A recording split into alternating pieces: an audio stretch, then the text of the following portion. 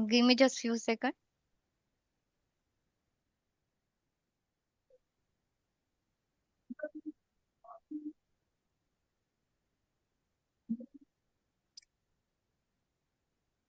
So everyone is 3, 2, 1. We are live with the attendance. A very good evening to all the Indian Chess Society members as well as all the doctors who logged in Pan India today.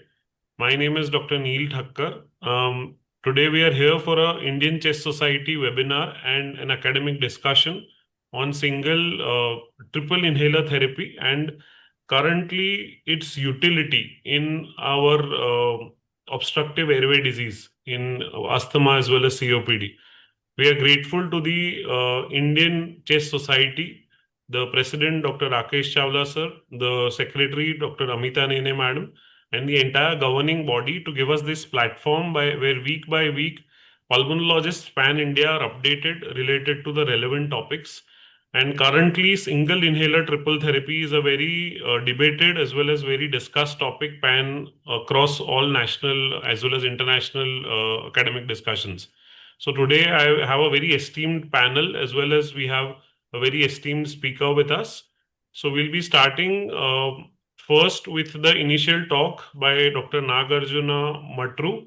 So, sir does not require any introduction. Anybody in India who is a pulmonologist would recognize sir. He is a senior consultant and head clinical and interventional pulmonology with Yashoda Hospital, SITT City, Hyderabad. He has areas of interest in interventional pulmonology, in specifically lung nodules, as well as a member of the Indian Guideline Committee in asthma, COPD, so which is very relevant of the topic for discussion today. He's also introduced lung nodule clinics for the first time in India, and he's also the journal editor of the National Journal of the Indian Association of Bronchology, specifically for Annals of Interventional Pulmonology. So the list of his achievements are endless, but we hand over the mic now to Dr. Nagarjuna Maturu, specifically to discuss regarding aspects of single inhaler triple therapy, practical case-based discussion. Thank you so much. Thank you so much, Dr. Neel. Warm good evening to all of you who have logged in today. And also I should thank the ICS and Namita madam in particular for providing this academic platform, which has been running so well for the last year, more than a year, I should say. So as I continue to talk, let me share my screen. So I think this is a topic which every pulmonologist, every physician who is dealing patients of asthma and COPD has to know. And this definitely, the title I think is the very apt, because this is one thing, SITT, single inhaler triple therapy, has definitely changed the way we prescribe inhalers for asthma and COPD. So 5 years back, how we were treating COPD and asthma is not the same as what we are treating today. And that is mainly because of the introduction of this single inhaler triple therapy molecules. And India is in a very unique position because of the variety of options we have.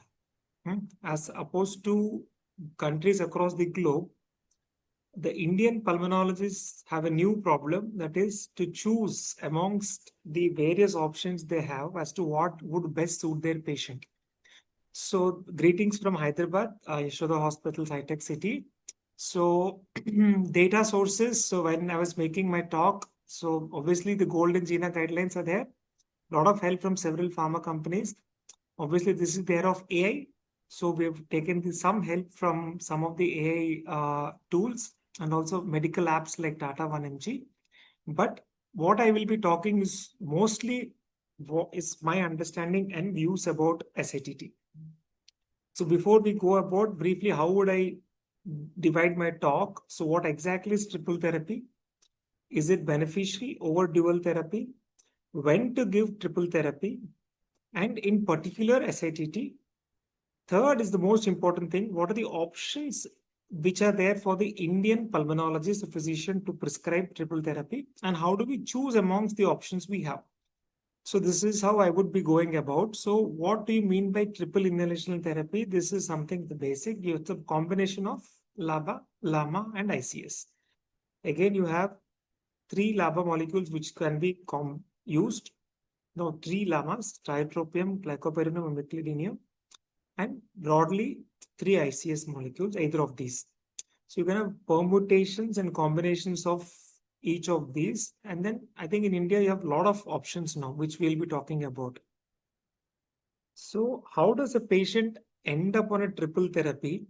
This we will be discussing when we talk about the indications again. You might either start a person on upfront triple, or you might step up to triple from a dual or a single. So if a person is on LABA LAMA, you add ICS, it becomes a triple. From ICS LABA, you add LAMA, it becomes a triple, or you add LAMA to ICS LABA. So this is important.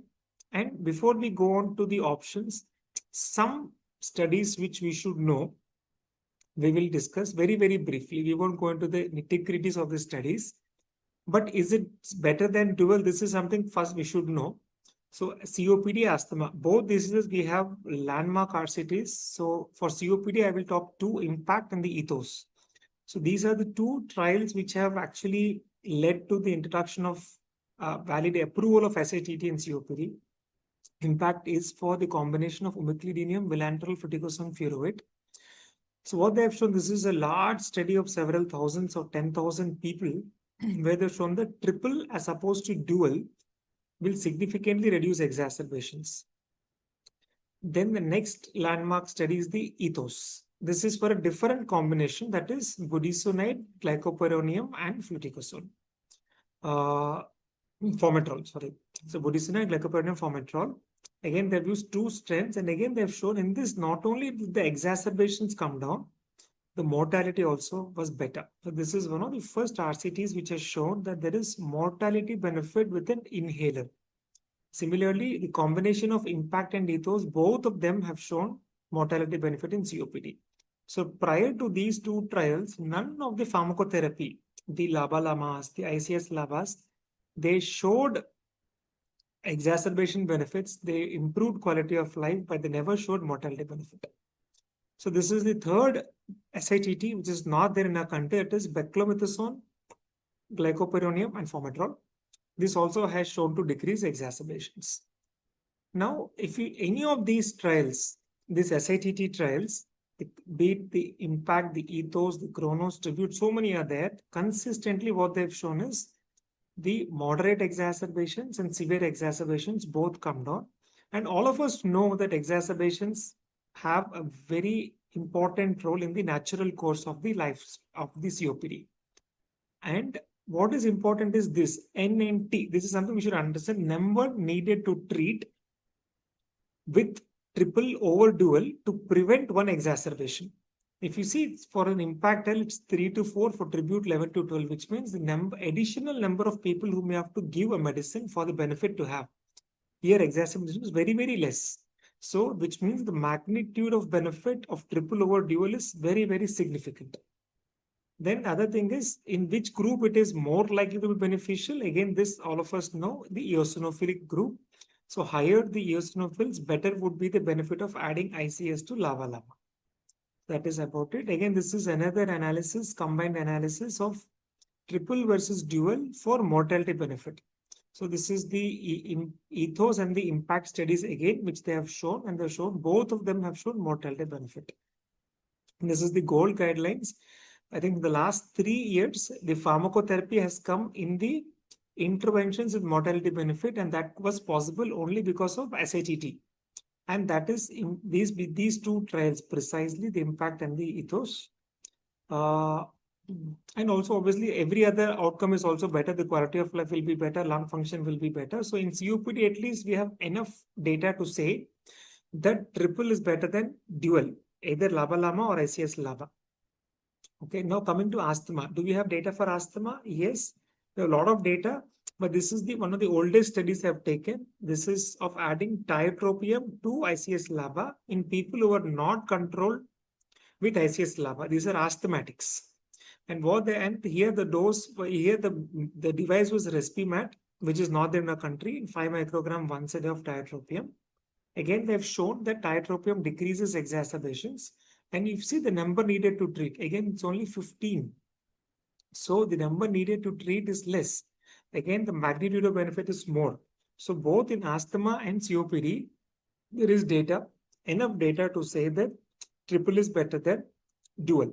So this is the first thing we should understand, that all of these trials, if you look at the inclusion criteria, they're not mild COPD or mild asthma. They're patients of severe COPD and severe asthma who have already are symptomatic, who are frequently exacerbating, and who needs escalation of therapy. That is important. Now, when to prescribe triple therapy? So because it is beneficial, you don't give it for everybody. So again, this we will use the gold guidelines here. I say 2026 now, because 2026 guidelines are out. So I will talk about the gold guidelines and GINA guidelines, and because that is what most of us follow and which is evidence-based as well. So in a patient of COPD, how do we give triple therapy? So first thing is called as upfront triple. So that is when you're starting the patient, you're diagnosing a COPD, you give triple as the first option. So when do we give triple as the first option? In group E. So again, group E means exacerbating phenotype. So again, the definition of group E has recently changed. 2026 has changed, which is even one moderate exacerbation. Earlier it was 2 moderate or 1 severe. Now it is even 1 moderate also would qualify for group E. So which means a vast majority of our COPD patients would be group E. So what is moderate exacerbation? Any exacerbation which requires oral corticosteroids would qualify for a moderate exacerbation. So a significant chunk of our COPD patients whom we see in our daily practice are actually group E. And if the group E COPD has an eosinophil count of more than 300, you can choose an upfront triple in this person. And there is a footnote. SITT may be more convenient and effective than multiple in a triple therapy. So when do we give SITT as the first option? Is if you have a group E COPD with high eosinophil count, you are not wrong in starting upfront triple. I think for most of the diseases, slowly we are evolving to hit hard first. Same is happening in pulmonary hypertension, from one monotherapy to dual therapy. Now we have come to triple therapy. Same thing for COPD also. I think we're hitting hard from the beginning so that we want to prevent as many exacerbations as we can. Now, the other way to reach a triple is by escalating. So this is the follow-up after the initial therapy. So if a person is on a monotherapy or a dual therapy, that is either a LAMA or a LABA plus LAMA, and he is exacerbating, then you can move to triple if the eosinophil counts are more than 300 or 100 sometimes. So this is another way we reach triple. In the dyspnea arm, if the person is symptomatic with breathlessness but not exacerbating, the gold does not recommend triple, but other guidelines, for example, the Spanish guidelines or sometimes the NICE guidelines also, they say even in this group of persistent dyspnea, you can give a trial of triple therapy and see if they're improving or not.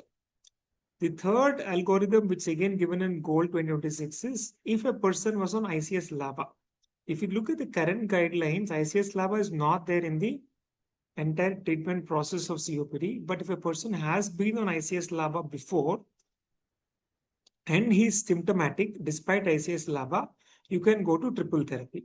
So this is another algorithm for going to triple therapy. So 3 ways you can reach triple therapy: upfront triple, increase from LABA LAMA or LAMA to triple because of his exacerbating, or ICS LABA will become triple if the person is symptomatic or is still exacerbating despite ICS LABA. And what it is said is because COPD is usually a progressive disease, from the diagnosis, if you closely follow them up, by the 8 to 10 years of diagnosis, most of them would have become group E and most of them would have been on triple therapy. So all COPD patients during their lifespan would eventually reach triple therapy is what the natural course of disease says. Now in asthma, when do we give? Again, if you go by the GINA guidelines, both tracks, the preferred track as well as the alternative track, if you see in step 5, before we think of biologics, you have to add on LAMA. This is irrespective of the phenotype of asthma. Be it T2 high, T2 low, it doesn't matter. If the person is not controlled on medium dose ICS LABA, he has to be on LAMA. So you don't have to go to high dose ICS. Medium dose ICS LABA uncontrolled, you go for addition of LAMA, because the benefit of adding LAMA is more than the benefit of increasing the dose of ICS. So all patients, before we think of biologics, we should give triple therapy, and that is what we follow also. Everybody whom we think of biologics are first around triple, and then they're still symptomatic, only then we think of biologics. Now the most practical part of the talk is how do we prescribe triple therapy in India? Okay. So broadly speaking, before this era of SITT, I would say this is a new era in inhalers. So before SITT, we had what is called as open triple or MITT, which means we were giving ICS LAMA separately and LAMA separately, tiotropium or glycopyrronium, or we were giving LABA LAMA and ICS separately. So we were giving two different inhalers to the person. That's called an open triple or an MITT. But with the advent of SITT, I think everybody, except maybe for financial reasons, would prefer a person to be on SITT. That's called a single inhaler triple therapy. Again, there are two broad groups of SITT: SITT once a day and SITT twice a day. Now, the next thing we have to understand before we go into the options is how are the beneficial? Do we have data to say SITT is better than MITT? Yes, better adherence, better comfort for the patients, and I will show data, very strong data, that it is clinically more effective than MITT and obviously also cost effective because they decrease exacerbations. It's very logical to say that adherence will be better. If you see, this is a real world study from UK. 6 months, 12 months, 18 months. The bar on the right side is the MITT, on the left side is SITT. You can see 100 to 200% more adherence with SITT. This is from US. Again, same 100 to 150% more adherence with SITT over MITT. This is from Spain. Again, this is a large study of 4,000 patients and very interesting data. Obviously, adherence is better. The blue line is SITT. But what is important is here the exacerbations are better. The same molecule you give as two inhalers versus one inhaler, the exacerbations are lesser. And very important is the mortality. Again, this is a real world study of 4,500 patients where they have shown that the mortality benefit with SITT over MITT. This is from China. I think each and every country has published their data that if you give SITT over MITT, the adherence is better. The more people persist, and this leads to better clinical outcomes in the form of decreased exacerbations, and also improved mortality, improved survival. Okay, so SITT, as I've shown, studies across the globe from the Western world, from the Eastern world, consistently have shown that adherence is better, almost double. And SITT adherence leads to lesser exacerbations, better quality of life and symptoms, and also reduced mortality. That is the reason why guidelines uniformly say if we have to give triple therapy, better to choose SITT over open triple. So that is that.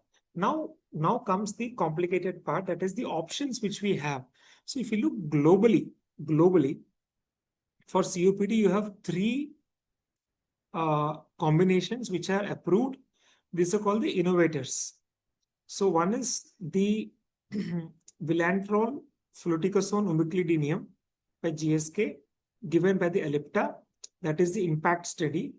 The budesonide glycopyrronium formoterol by AstraZeneca, given through the Breztri device, Aerosphere device. That is the ethos study. And the third is something which we don't have in our country. That is the beclomethasone formoterol glycopyrronium. This also is the tribute study. So there are three innovator molecules which have paved the way for SITT in COPD. But India, as I have said, has all of these except the last one and several more combinations. So in fact, even before these SITTs have come, India had SITT. So that is the tiotropium based SITTs. Tiotropium formoterol cycloserine SITTs in MDA and DPF form. But this, I would say, is not pharmacologically rational because formoterol always is twice daily, tiotropium is once daily. So this SITT, though it is still available, I don't think we should be using this. Now coming to the actual SITTs, which can be prescribed. Okay, so there are once daily and twice daily. So in once daily in India, we have three options. Okay, so for once daily, the LABA will be Vilantrol or Indicatrol. That is the ultra LABA. The LAMA, all LAMAs are once daily, except glycopyrronium, which can be once or twice. Okay, so umeclidinium, glycopyrronium as the LAMA, and the inhaler, the ICS would be fluticasone furoate or mometasone furoate, generally for most of them. So in India, we have three once daily SITT options. If you see, the top box gives us the molecule. Below, I have given this is the data from the 1mg app, which compares the various companies which have this molecule with this combination. If you can see here, 1, 2, 3. This is around 1 month old data. So we have 12 options of once daily SITT, and the costs also are there. Different companies are there, different players are there. Okay. So you have Vilantrol, fluticasone, umeclidinium. This is the original combination. In India, we have Vilantrol, fluticasone, glycopyrronium. And this is more for asthma, which has been studied. That is Indicatrol, mometasone, glycopyrronium. So these are the three once daily SITTs which are there. Now coming to twice daily SITTs. Again, this is interesting because so many companies have these molecules.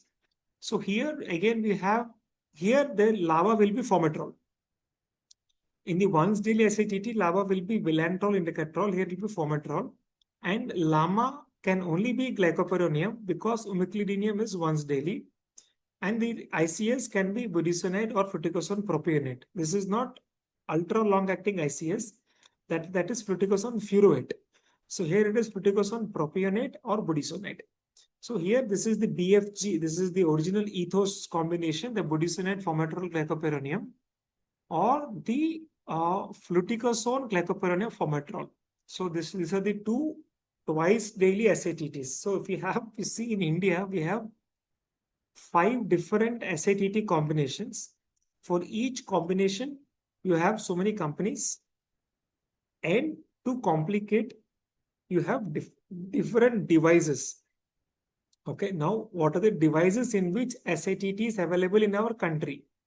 So SITT is available both as DPI and MDI.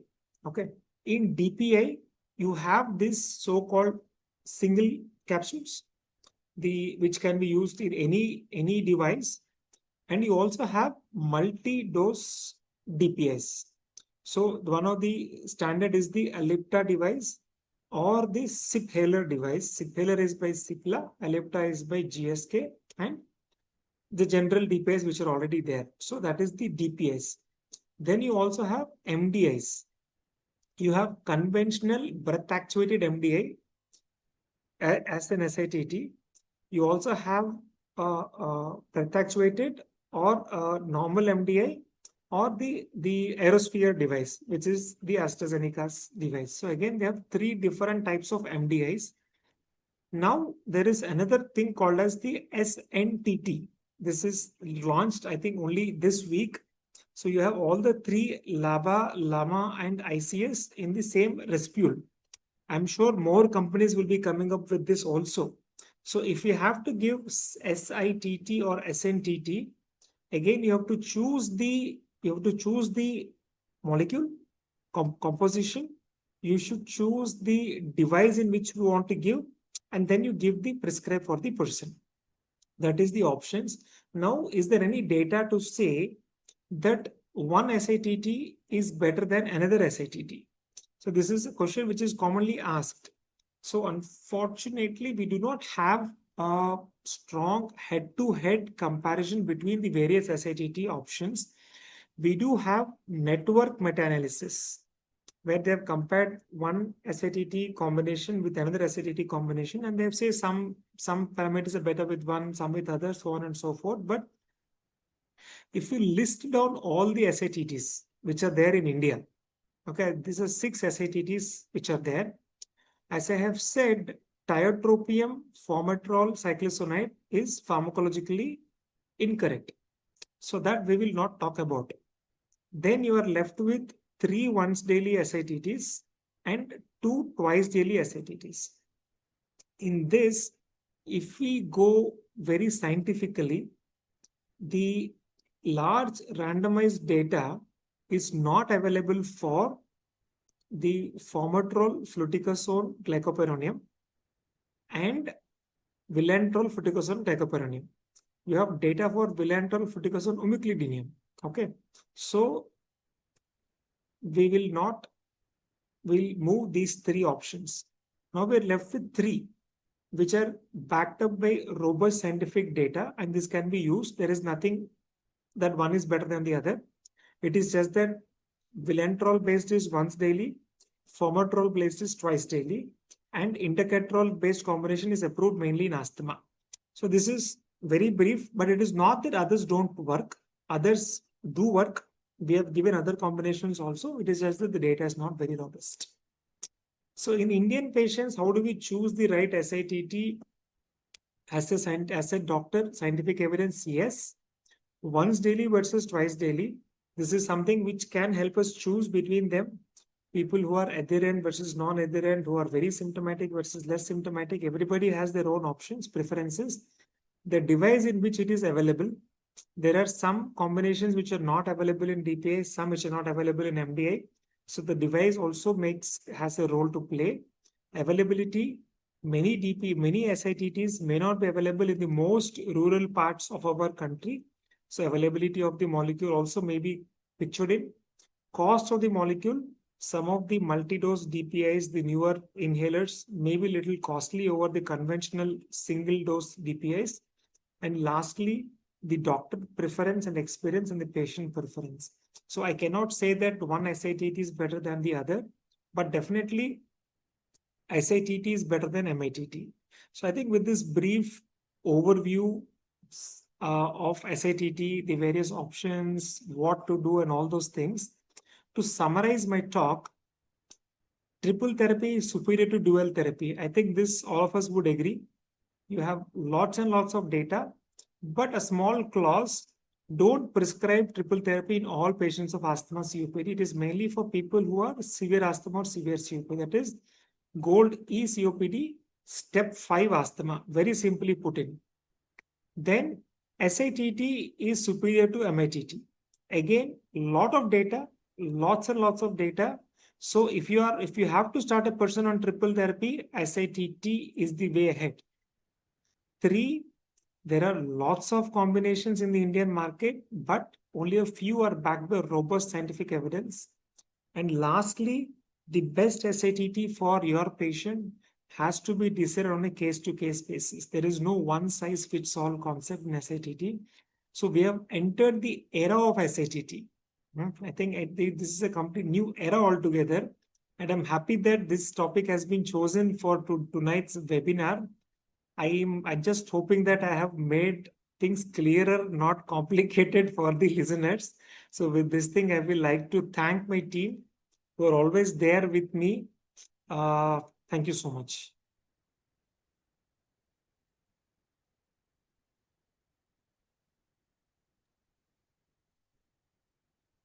Thank you. Thank you so much, Dr. Nagarjuna, sir, for an excellent discussion and overview regarding SITT. And again, you made, I think, from the data that we have, more than 2,000 people are actually sitting with this SITT therapy talk. So a lot of people have logged in today. And so we'll now head over for a exciting panel discussion with all the respected panelists that we have today. I have the privilege of introducing Dr. Saibal Moitra. He's a adjunct professor and a senior consultant, Division of Allergy and Immunology, Apollo Multispeciality Hospitals in Kolkata. He's a visiting faculty is with the Allergy Asthma program in CMC Vellore. He has an H index of 17 with almost more than 100 international publications. He's a principal investigator and co-investigator in numerous international as well as national publications. Recently, he has also been part of the governing body member with the Indian Chess Society. So that's our first panelist for today. Um, Second, we have with us Dr. Madhu Kanodia. She's a senior consultant with St. Stephen's Hospital, New Delhi. Madam is a part of a lecturer as well as a faculty in numerous national as well as international conferences. She's also a guide to DNB students and involved in training of nurses as well as allied health students. She has got a technical guidance book in tuberculosis and many articles on infective pulmonary mucormycosis perforation. She also has a very inclined interest in sleep apnea as well as nocturnal CPAP therapy for sleep apnea. So that is our second panelist for today, Dr. Madhu Kanodia. We have also with us Dr. Saurabh Mandilwar. He's a consultant chest physician with Cooper Hospital and Nanavati Max in Juhu, Mumbai. He is DNB from Leelavati Hospital. He's a consultant at various hospitals in Bandra, Khar, Santa Cruz, multiple with more than 10 years of experience. Was a frontline COVID warrior with Cooper Hospital. Also worked in critical care and pulmonary medicine. He's a member of the Indian Chest Society, ERS, and the American College of Chest Physicians. So welcome, Dr. Saurabh Mandilwar. We have Dr. Abha Mahasur, madam. She's a senior consultant, TNB IDCCM fellow in allergy and allergen immunotherapy with Vaidehi Institute, Bangalore. Currently, she's a lead consultant and pulmonologist with Leelavati Hospitals, Mumbai, and the scientific secretary of the Mumbai Chess Group. We're fortunate to have madam with us today. Thank you, ma'am. Okay, now I would like to introduce Dr. Neel Thakkar, our moderator. Dr. Neel is basically based in Vadodara, Gujarat. He is presently working as a consultant pulmonary and critical care physician in Zydus Hospital, Vadodara. So he has 5 international and 5 national, 2 chapters and publications, and more than 40 presentations. He's a European diplomat in adult respiratory medicine, and also elected governing body member of the Indian Chess Society in 2025. He had numerous accolades and awards, like the Times of India Award for Excellence in Pulmonary and Critical Care Medicine in April 2025. He received a Certificate of Commitment awarded by the World Book of Records, London, for work done in the COVID-19 pandemic in March 2022, and was felicitated by the Chief Minister of Gujarat. Congratulations, Neel. Thank you. And it's a Chess Foundation Grant Award he has received 2019 for presentation of Chess 2019 in New Orleans, which is organized by the SSCP.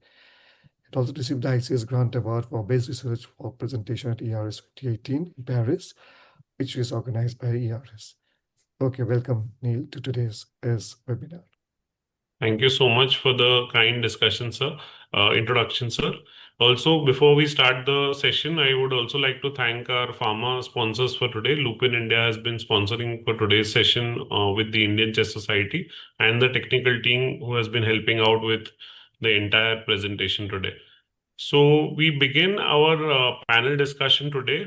We've had an excellent discussion by Dr. Maturu on various options of single inhaler triple therapy which are available in India, as well as practical case-based discussion on the application of the various array of molecules which are also available, as well as different inhalers.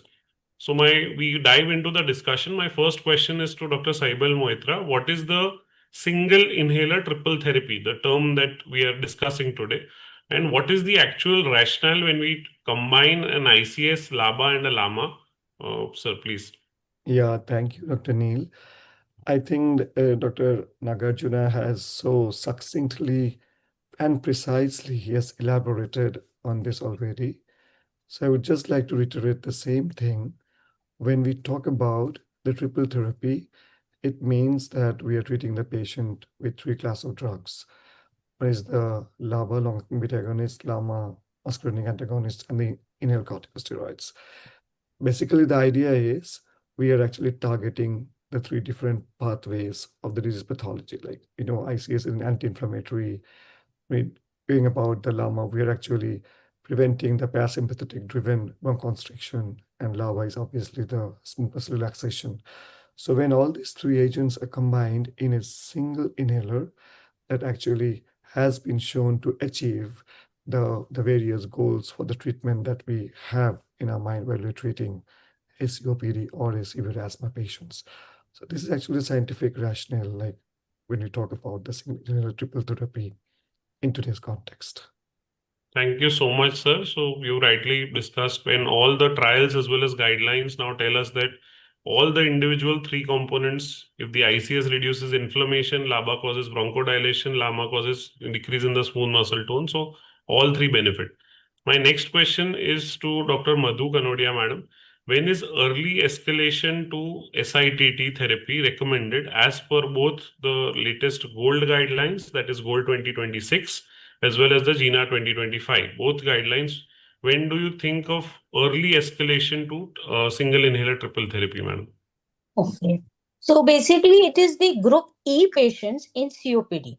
Earlier, according to 2025, group E was one severe exacerbation in the previous year that was requiring hospitalization, or greater than two moderate exacerbation in a previous year, or which has got a high eosinophil counts greater than 300 cells. But now, according to 2026, even a one moderate exacerbation in the previous year comes in the group E. So it is the exacerbating phenotypes of the COPD. According to the guidelines, they require a starting of SITT therapy or a blood eosinophil greater than 300 cells per microliters. In the GOLD guidelines 226, they also suggest that even a blood eosinophil count above 100 favors the use of the patients for SITT. Those patients which are not adequately controlled on the bronchodilator COPD patients, either group A and B, and they are symptomatic, that is LAMA, LABA, or LAMA alone, they can be also added with the ICS, that is the SITT therapy. Then the asthmatic patients which are on step 5, they also can be started on SITT therapy. Thank you so much, madam, for an elaborate and a summarized version of when we can use SITT therapy for both COPD as well as for asthma. Again, coming to Dr. Saurabh Mandilwar, what is the role of SITT therapy in COPD, especially in India, when we consider that the air quality index right now, last week we had news that in Delhi it was even reaching up to 700. So the pollution, even Gujarat now is reaching around 200. In most of the cities, we find there is a lot of air pollution. So what is the role of SITT therapy, particularly with regards to pollution, as well as in the rural areas, we have a lot of biomass exposure or biofuel exposure. So in such cases, does SITT therapy figure out better for India because of this? And what are your insights on this, sir? Yes. So as you rightly said, Dr. Neel, in India, we have a certain different kind of scenario. We have a high burden of non-smoker COPD in India, which is almost 60% of the cases, which is different from the Western world. And we have a lot of biomol fuel exposure, as you said, air pollution. We have, yesterday we have got a news of Ethiopia, some volcano has erupted. A lot of ash particle is also coming to our country. So that kind of effect we have. As well as if you see, we have a high eosinophilic variability also in our population. One more point I want to say is the adherence, which is again a issue with Indian population. So considering all these things, definitely SITT therapy is more better, we can say, in Indian context. As I said, biomass related COPD is also very high in different pockets of the India, which has mixed inflammatory phenotype. And even the biomass related COPD is having significant small airway disease also. So adding a LAMA improves definitely small airway collapse also. So if you see criteria already we have discussed when to use SITT, but these things are there which is very common in India and which is more important using SITT. Adherence and technical errors are also more common with the use of inhalers. And even it is cost effective if you look at the cost. So that is also a point which favors the SITT use in our country more. Thank you, sir. And again, like you've already discussed, even there have been national studies in our own country where there was a study published from India only, which showed that from Goa, in fact, that the specifically when biomass or non-smoking COPD is there, it is more eosinophilic type. So there is not the classic COPD, which is you find that there is more of eosinophilia when you have more biomass or bio pollution exposure. Coming to the next question with Dr. Abha Mahasur, where does SITT therapy fit in asthma? Where specifically when we talk about asthma, there is a lot of discussion now with a lot of novel biologic molecules coming in. So if there's an asthma patient who's on very high dose of inhaled steroids and is not improving, and he comes in with a lot of data from Google and ChatGPT, and he says that, okay, I want to take this biologic. So in this particular scenario, when do you consider that, okay, SITT therapy fits better compared to the biologics? And when do you figure that biologics are better according to your experience? And please, madam. Hi everyone. So Neel, I think the most important thing is that now we had enough data for COPD, but we also have enough data for asthma. So it's very clear that if you have an uncontrolled asthma on dual drug therapy, for example, LABA ICS, even if it is a medium dosed ICS with LABA combination not working for the patient, actually before you go to high dose ICS, we should consider for a triple drug therapy. That's the first point. The second point is there is no head-to-head data, but yes, even before considering a biologic, like very beautifully covered in our lecture, we should resort to first trying for a triple drug therapy before we go to biologics for our patient. So with this triple drug therapy, we've had enough data to say that there's going to be a reduced exacerbation for our asthmatic patients. It's also going to reduce the probability and the requirement of the oral corticosteroids for our patient. Plus, if you have a high dose ICS combination with the triple drug therapy, that is even better. So we have an even small airway disease with asthma, which is a genuine reality of Indian subpopulation. So we are in a win-win situation to actually first consider SITT in an asthma which is uncontrolled on dual drug therapy before we go to biologics.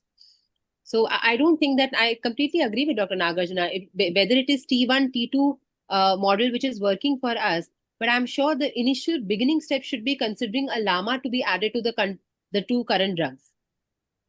Thank you. Thank you so much, ma'am, for providing an excellent answer as well as insights into guiding us in deciding for asthma patients. Nagarjuna sir, again, coming back to you after your excellent session is adherence. Like when we talk about adherence, that in India you find especially where the patient is not that literate, or even the other side when the patients are over literate. In both these scenarios, you find that patient eventually stop inhalers. So do you feel that in patients to improve the compliance or adherence, if a patient is on multiple inhalers, does SITT help here? And is there any specific data to show this as per your experience as well as, please? And I think there is beyond doubt that SITT improves adherence, and I've shown in my slides also. Data from every country, every part of the world has shown that the adherence rates double with SITT over MITT. And always we say Indians are non-adherent, but it is not just Indians, it is globally people are non-adherent. In UK, US, everywhere people are non-adherent. I think that is the general tendency, human tendency, I would say. So any step from our side which can improve adherence would improve patient outcomes directly. And that is what SITT also does. But SITT benefits are beyond adherence. So even who are adherent on SITT, equally MITT or SITT, they have shown that SITT has benefits beyond improving adherence. So definitely, yes, SITT improves adherence. And in our experience also, if we give 2 inhalers, I think it is very common. I think most of us will agree. The patient themselves will stop 1 inhaler. I will try decreasing 1 inhaler. If we give twice a day, the moment they become better, they'll do once a day. So I think this is called self-titration, which most of our patients do, and it happens. And only less than 25% of our any country population will stick to what we tell, at least after they become better. So once they are better, I think that is the time we have to switch over to SITT. And if it's on twice daily SITT, they are non-adherent, then definitely will come down to once daily SITT. So that is what we follow. So if we find there is forgetful non-adherence or willful non-adherence, then we will try to counsel them and come to once daily SITTs. And that has been our norm for the last both asthma and COPD. Sir, one more question we have from the audience I'll take with this from Dr. Mehek Agarwal. She has asked that will use of AI or digital inhalers now there are a lot of new digital inhalers coming with feedback. You have app connectivity, other newer progress with use of more digital knowledge. So will that improve? And like, because you use tech so much in your own practice, do you feel that this will help in improving adherence even with SITT? So there is one thing is data, second is practicality. In fact, Lupin only had come out with their Adhero device. Adhero is also a smart technology which would give feedback to the patient as well as the doctor on an app as to how good the compliance is. But unfortunately, it was not sustained, basically because the number of devices on which it can attach to was limited. Second, the patient's acceptance, understanding, all of this should be there. So to make utilize of this AI, the patient also should be technologically forward, and that may not be possible for a vast majority of our Indians. But definitely, I think, see, this is the way forward. I think the same has come for sleep technologies also. I think the sleep also, now most of the sleep devices are Bluetooth linked enabled, where the patients get their feedback, doctors get their feedback, so on and so forth. I think that is the way we are moving forward. There are a lot of companies which are now trying to bring in people and devices to ensure that the regular feedbacks are given. But I would say on the ground reality, it has not yet started AI for improving adherence, but probably in the future it will be there. Thank you. Thank you so much for an elaborate answer, sir. So coming to Dr. Saibal Moitra, sir, so what are the phenotypes? So when you think of that patient has a particular set of symptoms or the presentation, which phenotypes will you consider that this particular case, we had a discussion prior to this, but specific which cases where you consider early triple therapy? Like you start off with triple therapy or in the initial part when the patient comes to you. So please, sir. Dr. Neel, I think this is now quite clearly stated in the guidelines. So we know that in the context of the COPD, if the patient are a frequent exacerbators in the gold E, so we upfront start the patient on a triple therapy. Now coming to asthma, we say that when the patients are in step 5 or step 4 rather, and they are not getting well controlled by ICS LABA, so before going into the addition of biologics, the step is the addition of the LAMA. Now, when we talk about, again, coming back to the COPD, we now have the various phenotypes. So one I have said that is the frequent exacerbator or the Goldie. Other that is the interesting that is still, when we talk about is the echo. So when we talk about the echo phenotype, so that means the patients have like more than 40 years of age. The pheno may be quite high, 50, more than equal 50 parts per billion, or who have more than equal to 10 pack years of smoking history. So even this phenotype, they are also the frequent exacerbating phenotype.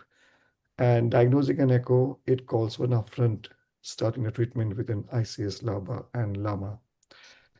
And moreover, now when we are actually doing the phenotyping of the patient, we say that the biomarkers that we commonly use, that is the eosinophils. So they have put a majority of the thrust is on the blood eosinophils.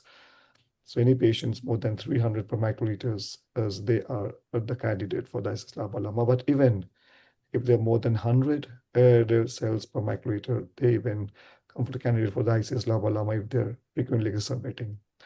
So these are the components, or these are the kind of patients where we go and start the treatment with the ICS LABA LAMA. Thank you, sir. With this, I'll take a couple of questions from the audience because a lot of them, one is Dr. Vishwesh Shadambikar. He has asked, what is the role of blood eosinophil count. We've discussed the exact value. But with this also, there is another question from Dr. Lekha. What is the significance of blood eosinophil count in predicting the response? So one, you mentioned that when we start early SIT, but also do you feel that patients who have a higher eosinophil count will do relatively as a predictor of response? You expect the eosinophil counts to come down, or is it a predictor? Like, can you use it with triple therapy? So, just please, sir, first, and then Dr. Maturu, sir, please. Yes. Yes, the one thing is that we know that more the eosinophils, the more likely to be the benefit from the addition of inhaled corticosteroids, because the corticosteroids mainly reduce the eosinophils, and we know that the eosinophils correlate very well with the exacerbation rates. So obviously means those who have the higher eosinophils, they are known to have a better response. But if you see that there is a subgroup of analysis even and in the Chrono study where they have found that even those who have the lower eosinophils, that is more than 100 per microliters, there also the effect of addition of the SITT was quite robust, and there were clinically significant improvements in the various primary endpoints of the study as well. So yes, so coming to the question back, so if the high eosinophils, definitely you tend to means and actually deviate more on the SITT addition of an ICS. But even with the eosinophils up to 100, if the other context is there, then also we can say the response outcome by addition of steroids. It's definitely robust in the group of people in which you just characterize the other factors like the exacerbation rates and also the quantum of the symptoms or the symptom load in that patient. Thank you so much, sir. Dr. Maturu, sir, you had raised your hand. So with that answer, just can you described a lot of molecules in India. So if a patient has a very high eosinophil count, is there any choice of molecule or just please, sir? No, I think, see, the answer is very clear that if we are giving SITT with the aim to decrease exacerbations, then higher the eosinophil count, better will be the benefit.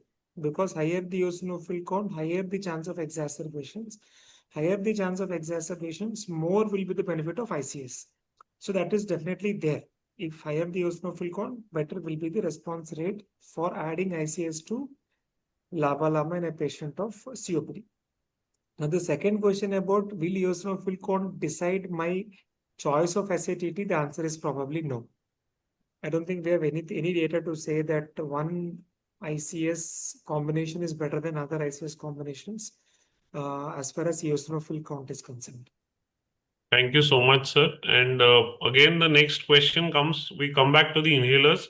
So we had a discussion of various types of inhalers as well as with the triple combination also, you have different types of inhalers. So my question to Dr. Madhu Kanodia, madam, does simplification of the inhalers, that with a single type of inhaler, does it improve outcomes in patients in your practice, specifically for elderly patients, or if there are patients who have a lesser literacy or lesser understanding? Does it help in improving outcomes in your practice? Yes, definitely. If you simplify the inhalers, it improves the techniques and outcomes in the elderly and low literacy patients. The word simplification means that there are less or fewer steps for preparation and administration. And you are not combining all the inhalers, there is a single inhaler, which is very important in patients which are elderly or low literacy rates, because these elderly patients might have cognitive decline, impaired vision, reduced fine motor skills. So the chances of errors are reduced. They understand, improving in understanding and handling. As a result, the misuse of the inhalers are less, improving the adherence. As a result, decreasing the exacerbations, improving the symptoms control, and achieving a good quality of life. For example, if a patient is taking a dry, like sir told, there are various forms: dry powder inhalers, MDI, soft mist inhalers, nebulizers now, and then you have a smart, which are not yet to become. So these dry powdered inhalers, there should be an appropriate when the patient can take forceful and deep inhalation. For MDIs and to a lesser extent soft moist inhalers requires coordination between triggering and inhalation. Patient need to be able to perform a slow and a deep inhalation. If not more than then, if cannot, then we can switch to other. Overall inhaler simplification combined with proper education, assessment, patient priority, his cognition, dexterity, strength, his literacy, clinical outcomes by mitigating the barrier of age and load literacy, leading to a better adherence and better symptom control, better reducing exacerbations, as a result, better quality of life. Thank you. Thank you so much, ma'am, for a very elaborate discussion with respect to the simplification of inhaler therapy. Now, with this, I have a lot of questions specific to inhalers. So I'm taking parallel audience questions so that most of them who are here can get an answer. So one, Dr. Anjali has asked, comparing the usability of a DPI, a PMDI, and an SMI device. Again, the question is with delivery of the triple therapy. So again, this is related more with the data. So either Dr. Maturu sir or anybody from the panelist, with utility of the device, one is the deposition of the drug and one is the compliance of the patient. So is there any insights from the panelists, please? Basically, Yes. if you see the various studies, so the various studies which we see, we know that the studies are being conducted for a particular combination on a particular type. So like we have this the tribute, we have the trilogy, we have the Trinity, and then we have the chronocytos for the breast. So all these studies, they have consistently showed that the formulation in the device which was used, either we talk about the trilogy, we talk about the breast tree or whatever device which was used, and they have found consistently almost equivalent results in the context of the decreasing in the exacerbation rates, in the improvement in the lung function, improvement in the quality of life, and also we have the mortality improvement as well. So we do not say that, well, this particular device will fare better rather than another device as far as the study goes.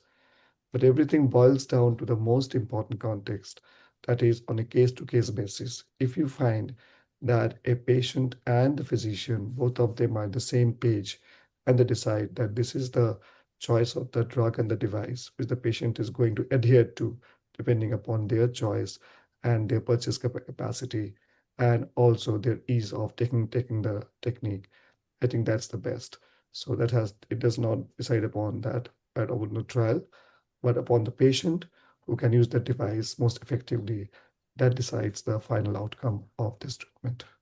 Thank you so much, sir. So as we have discussed, economics are important, ergonomics, how the patient is using is important, and the physics as to which pulmonary function test, like how is it is important.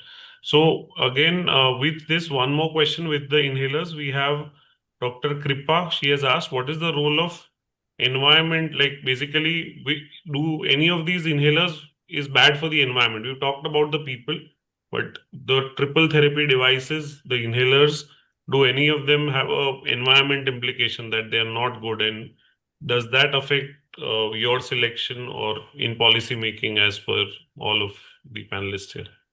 Very happy somebody has asked that question.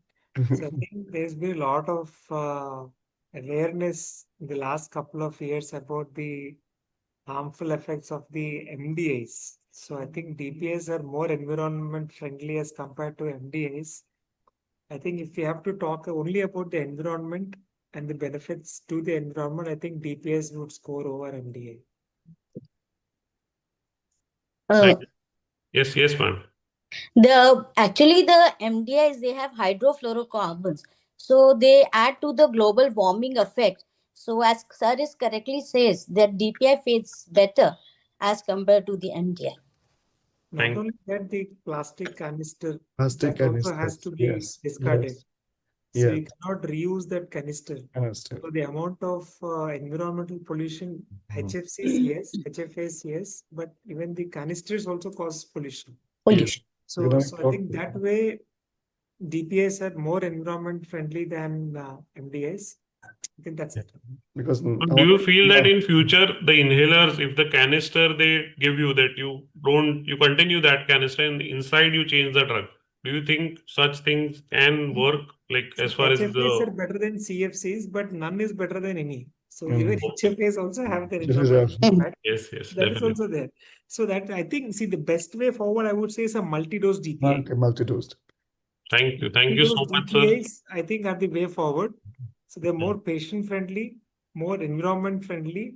I think these are the devices which I'm actually looking forward to.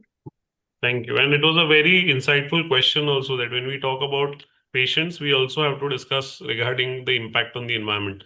So And now one, the next, and one thing I'll just add to there is a multi-dose DPI. So they now talk about the use of the biodegradable plastics. So that also goes in a way of this device to be more environmental friendly. And we wouldn't talk about the go green thing. So that's the way forward. thank you. One point I just wanted to add, like SITT MDIs, I think we should always ask to use spacer with the SITT MDIs, especially in Indian context. And probably sometimes the patients having severe obstruction, that kind of negative pressure, probably they will not generate in severe COPD cases. So if we are giving MDIs, like always we have to prefer giving spacers also. Definitely, especially if the patients are not understanding or you feel that may not understand the technique properly. Thank you so much, Dr. Saurabh. So the next question is to you only. What is the best indicator for response when you're using SITT therapy? At 3 months, what all do you feel needs to be assessed? How do you feel that this is a successful treatment or it's not working? Okay, so like after 3 months, I would see, first of all, exacerbations are there or not. So this is my first criteria. Like patients should not have any exacerbation if my treatment is good, if I have given SITT. Even emergency visits should not be there. And even with the seasonal variation, like some pollution or some festival coming, like Diwali has come, that patient is stable during those conditions also. So all this symptomatology I will check in last 3 months. Definitely, if we go score wise, like we have different score, we have CAT score, we have MMRC, and we have SGRQ scores. So among the scores also there should be improvement. Like say CAT score improvement, 2 points improvements, we call it significant. And when we are talking about different scores, definitely we are talking about less rescue medicine use. Definitely we are talking about less shortness of breath, and definitely we are talking about less night symptoms and early morning symptoms.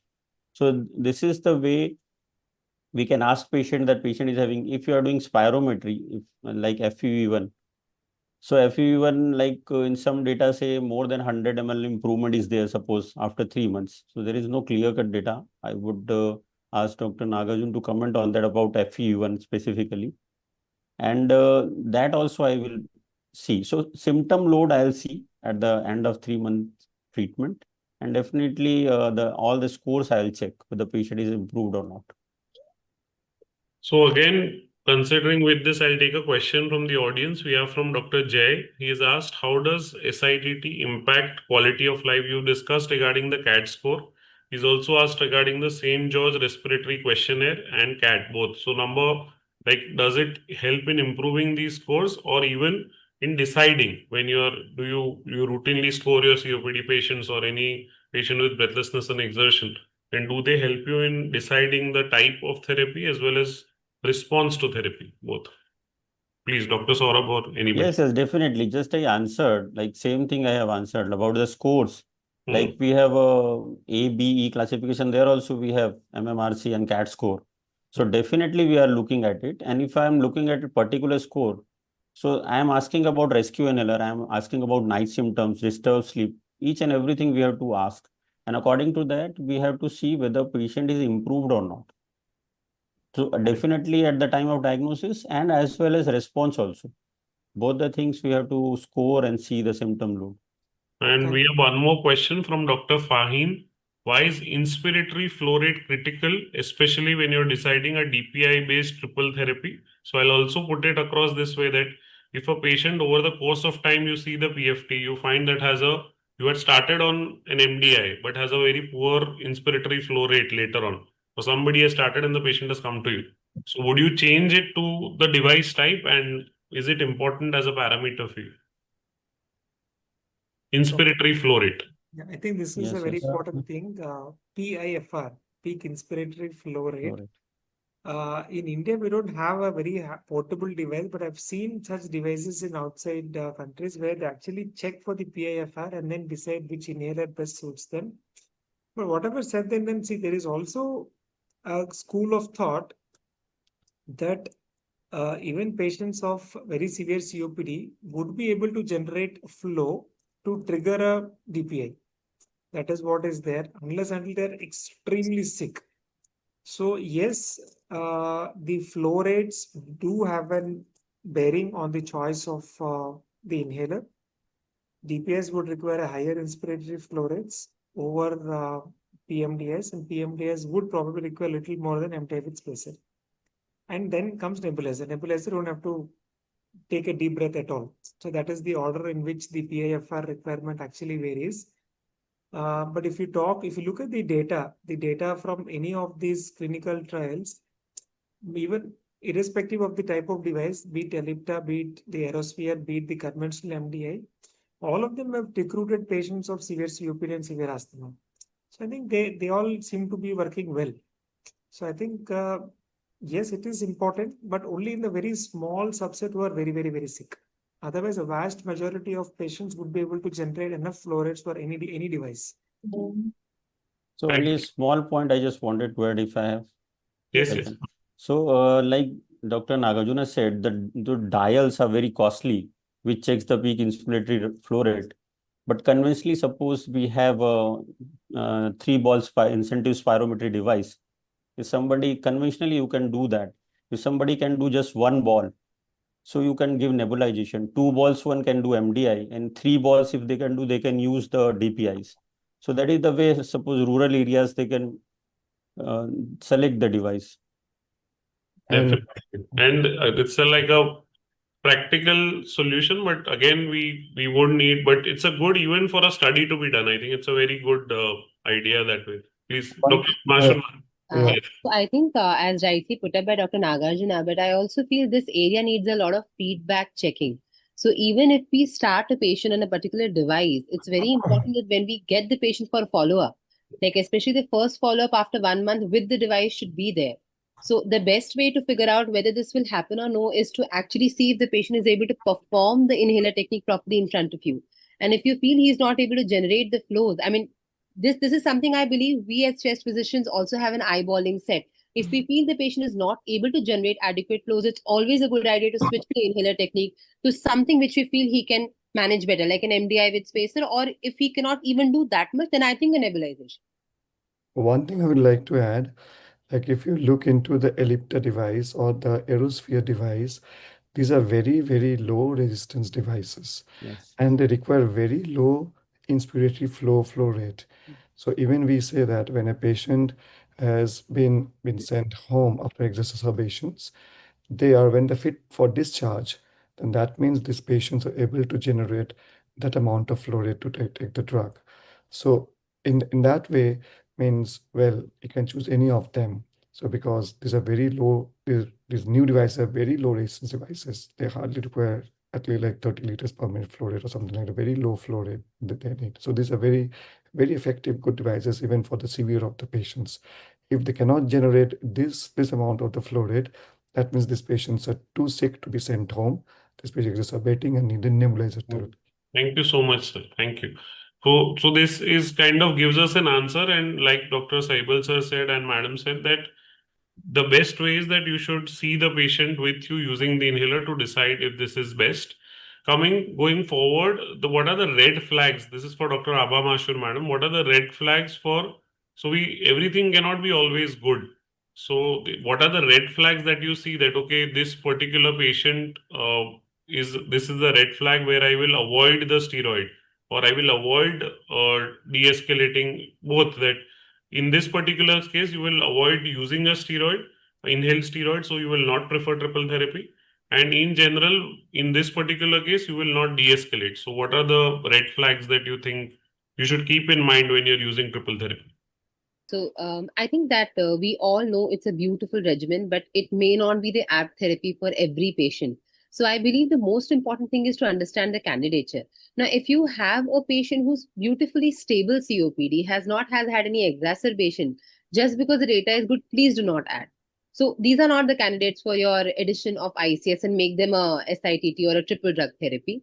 Then if you have a candidate where the eosinophil levels are less than 100, now these are not the candidates who are going to give us a great benefit of adding ICS to an existing LABA-LAMA combination. So, I mean, adding that would not give you great benefit. So that is one thing which we won't do. Now coming to the, so whenever we talk about red flags with ICS, we are immediately actually thinking of pneumonia. So, but when we look at the data previously, we had still a data of 1 to 5% of patients with severe COPD may have pneumonia. The current data with all the trials which we have for current ICS in asthma with triple drug therapy, actually the incidence of pneumonia is less than 1%, which is like a huge relief. And the beauty of statement is it is irrespective of the choice of molecule. There is nothing like mometazone, fluticasone, budesonide, beclomethasone. They all practically have a similar efficacy and similar side effect profile by and far. Now, there are some relative contraindications, I would say, or rather, I would be very unhappy to see them, because if it is going to make a difference to the patient, I would rather sort of educate the patient, monitor the patient, but give the medication. But yes, we need to know that if you have a patient with a structural lung disease, say for example bronchiectasis or a structural lung damage where you have a colonizer, patient is going into again and again infection or pneumonias after starting, of course you'll have to come down. Or if you have a patient with unaddressed fungal lung diseases or tuberculosis, active tuberculosis unaddressed, relatively you have to optimize the disease and sort of manage it, steer the boat around that. Now if you have someone who's actively smoking, now here this is not an absolute contraindication, but yes, if you have an active smoker, the efficacy of inhaled corticosteroid is poorer. So it is important that you sort of try to educate them, continue with the dose, but going to a very high dose is only a problem in a frequent pneumonia patient. Otherwise, I think we can manage everything around it if the patient is a correct candidate. So with this, I'll also take, so we have a few questions related to pneumonia. One is by Dr. Karan. I think you answered most of it, but risk benefit evaluation when we initiate SITT therapy in a patient with a history of recurrent pneumonia. But with this, I'll just add, in the Indian context, there is a lot of tuberculosis. So if there is either an active TB or a latent tuberculosis infection, India latent TB is quite prevalent. So does that affect your decision when you're deciding triple therapy, latent TB, you, madam, and anybody else also? No, I don't think so. See, if when you need, I think taking these two things parallelly is equally important. Just because you and me are treating COPD and severe asthma does not mean we don't treat an infection which is parallelly ongoing. Now, as of now, we are not treating, see, latent TB in lung should not be a problem. We are looking at a situation where you do not have an active disease. You treat both parts, I think, but don't try to withdraw ICS or make the patient suffer with COPD and asthma and not give ICS. You educate them how to minimize the side effects. Also, we can do one thing, that we actually do not go to a very high dose of ICS in such patients, but you parallelly treat your current ongoing active unaddressed infections. And by that, I mean active tuberculosis, active NTM, active fungal disease, and active varicella infection. These are the usual active infection where you have a data that ICS can sort of increase the pace of worsening. Thank you so much, madam. And please, Dr. Saurabh, please. So two things I actually want to mention. First of all, like suppose some asthma patient is there and we have started SITT and patient acquires the TB. So we never stop in asthma, we never stop ICS. We always give. Even with the patient is having TB, then also we have to, under cover of drugs, we have to give. And second thing, ICS, I think Gold has mentioned about 3 to 6 months gap when we have stopped the TB treatment. So at least that kind of gap should be there if we are considering starting and we have options, a mild or moderate patient. So that kind of time difference, like you are just stopping the treatment and immediately you are starting, I think that should not be done if you have choice in COPD patient. And even de-escalation also. De-escalation from triple drug therapy, like the second half of the question, it's a very tricky thing. Very, very tricky thing. If my patient is stable on a triple drug therapy, I would be very wary of de-escalating. Now, what we can do, if the patient has been absolutely stable with the exacerbation on a practical note till 6 months to 1 year, I may try to reduce the dose of my inhaled corticosteroids and see. But if I find any hints of any worsening in dyspnea or a slightest of exacerbation, I would rather not want to reduce the triple drug combination. There is a data which says that, at the end of 5 years, 50% of triple drug therapy patient can be thought to be, de-escalated. But you see the situation where we don't want to touch a functionally acting formula for the patient. So this question, I'll put it for everybody because it is related to this topic. Dr. Ram Prasad Gurai has asked, how fast can I discontinue SITT after symptom control? And is there any golden rule for de-escalation that, okay, बहुत अच्छा हो गया, but we have to, he wants to de-escalate considering cost or considering patient logistics or patient symptom control. So anybody else from the panel on de-escalation specifically, do you follow any policy in your practice or any guidelines, recommendations? Can I take it? I think Yes, I yes, would please. very much agree with what Dr. Abha Madam has said. That I think the COPD in asthma is slightly different. For COPD, 100% what Madam has said. If a person of COPD has reached to SITT and he is comfortable on SITT, then I think it is best to stick to it. Because the disease is such that it is a stable or a progressive disease. The only exception would be a person on SITT who has developed recurrent pneumonias and eosinophil is less than 100. That is probably the only reason when we might think. But asthma is slightly different because asthma by its nature has a fluctuating course. It's a disease which is known to go into remissions. It's a disease which may not always progress. So in asthma, if somebody is on triple and has been pretty stable for the last for over 3 to 6 months, then after decreasing the ICS from high to moderate, if at all, then we might step down from triple to dual, and which we have done in a number of asthmatics. But for COPD, I don't think I've come down from triple to dual for anybody, very frankly speaking. Thank you. Thank you for sharing your experience, Maturu sir and Abha madam. And I would Yes, like madam, to add please, one point. please. Sir has correctly said that in COPD there was a trial which was the Wisdom trial, in which they withdrew the ICS and they found there was a rapid decline in the lung functions as compared to those patients who were continued on the ICS LABA and LAMA therapy. So COPD behaves differently as compared to the asthma patients. Definitely the recommendation for ICS in COPD is the exacerbating phenotypes, which decreases the exacerbation. And most of the clinical trials like ETHOS, IMPACT, CHRONOS, either as a primary endpoint or the secondary endpoint, they have taken that moderate or severe COPD patients have decreased on triple therapy COPD exacerbation rates or mortality, increase in the trough FEV1 levels, and improving the quality of life. Thank you so much, ma'am, for even providing scientific evidence. So we don't follow, as for antibiotic, we always follow antibiotic stewardship, not necessary for inhaler stewardship for COPD in specific cases. Now, because madam has discussed the impact and trilogy trials, there's a question, again, questioning these trials. So again, Maturu sir or anybody from the audience, that in the impact on trilogy trials, this is from Dr. Krunal. He has asked, in the impact and trilogy trials, what statistical adjustments were required to account for prior ICS use? So there were, like you discussed even in your case presentation, that there were adjustments with regards to the criteria of prior steroid use. And how does this influence our interpretation that SITT is superior? So again, this is questioning the criteria as well as the message is given through these trials. So anybody, if you want to take it up. I think this is a very tricky question because we have to go through the criteria. I think Dr. Saibal sir can answer because it's been time I've gone through all this in detail.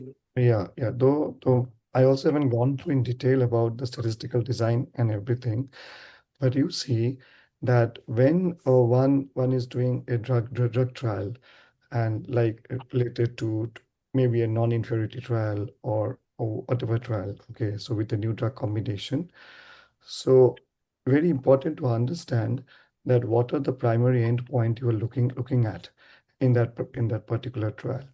So, and accordingly, we do the adjustments.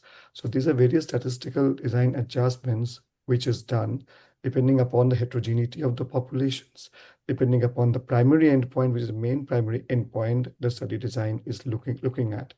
Now, at various studies, it is seen that a study is looking at the multiple endpoints. So, it's important to understand whether the sample population which has been taken to actually give the result for a single primary endpoint, whether that result holds true for the other endpoints which has been taken in the same trial as a primary objective. In that, we need to do some of the adjustments in the population. Like we have various adjustments protocols. Also, we do it either before or we can do it after, like the Bonferroni's adjustments, or before we have the adjustments. But there's a very important caveat. I'm very happy that somebody has taken up this question. Many a times it happens that, see, if we see that the primary endpoint is a single primary endpoint, say reduction in the exacerbation rate, and the sample size has been calculated taking into the effect size of that single primary endpoint. Now, many times, the researcher might need to know that what are the other endpoints, which could be exploratory endpoints.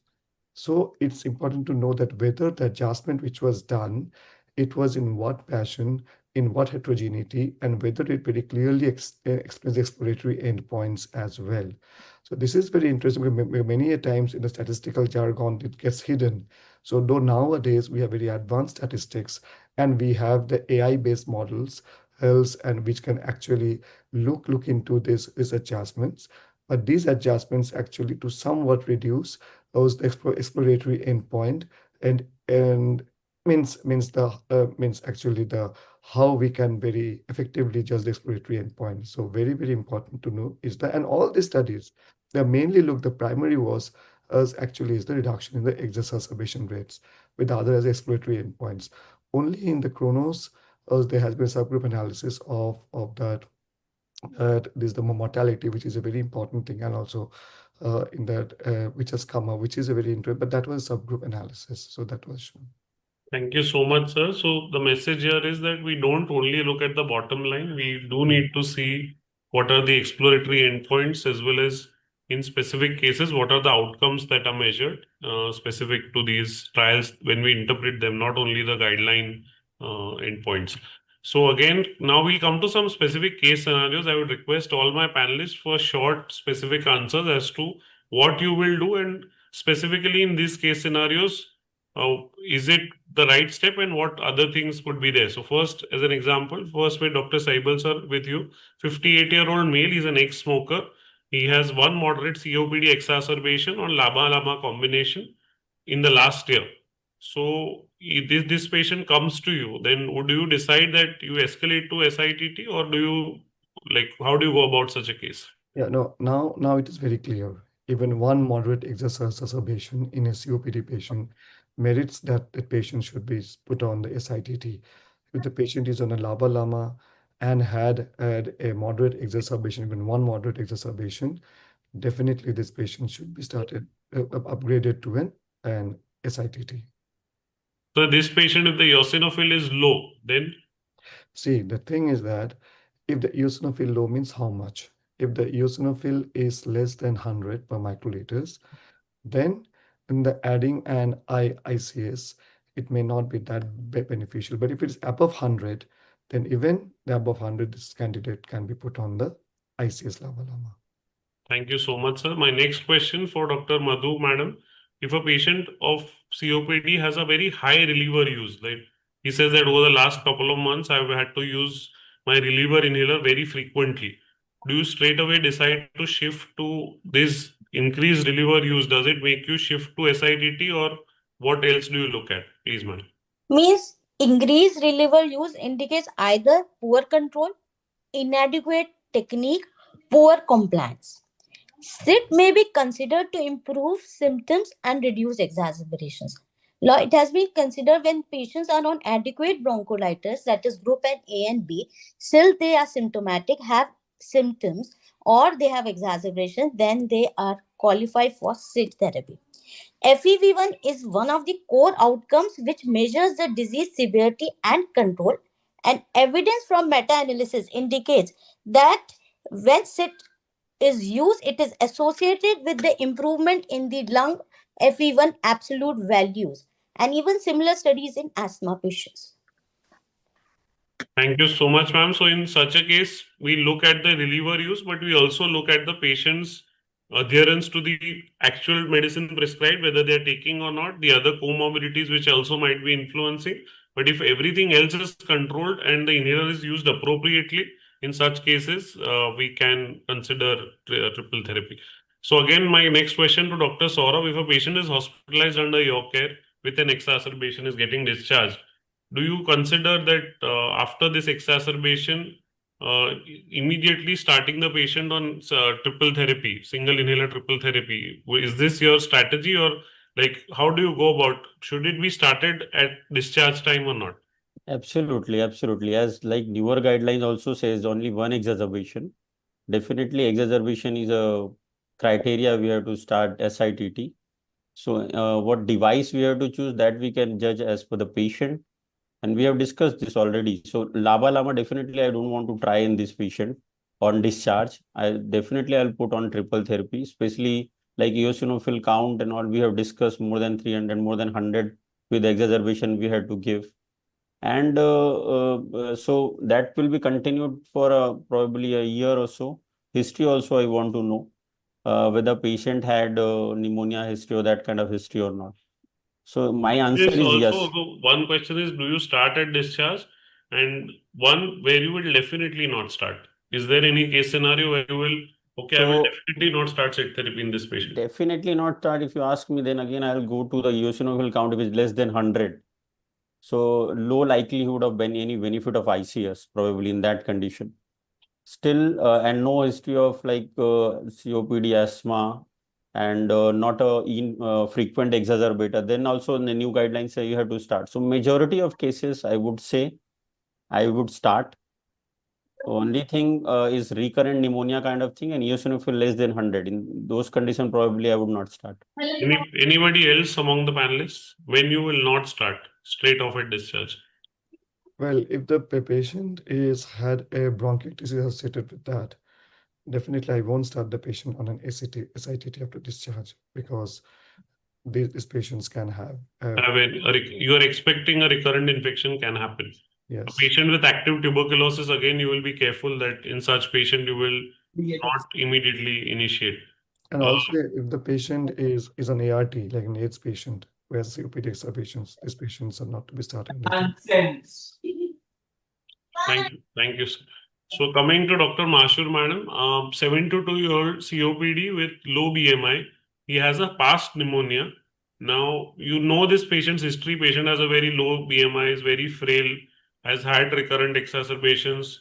How do you benefit out the risk-benefit ratio of an inhaled steroid here? I think we've covered this to some extent, but specifically for this case scenario, this patient comes to your OPD. What do you do? I think first we have to understand that having a history of previous pneumonia and having a history of exacerbation may not be the same. So if we look at it that this patient has had an exacerbation, then I think whatever be the BMI of the patient, adding an ICS would reduce the chance of he slipping into another exacerbation. Because then he goes into category E, where we even a single moderate exacerbation.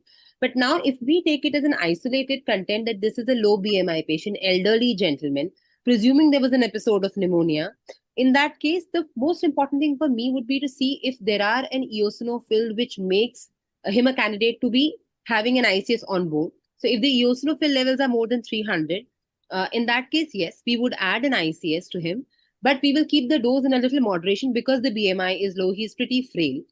Secondly, more importantly, I would feel that we should also continue with the rest of the armamentarium tick marks. He should be vaccinated. will we give ICS to any patient, especially in this situation where I know it is going to increase the chances of pneumonia, if at all?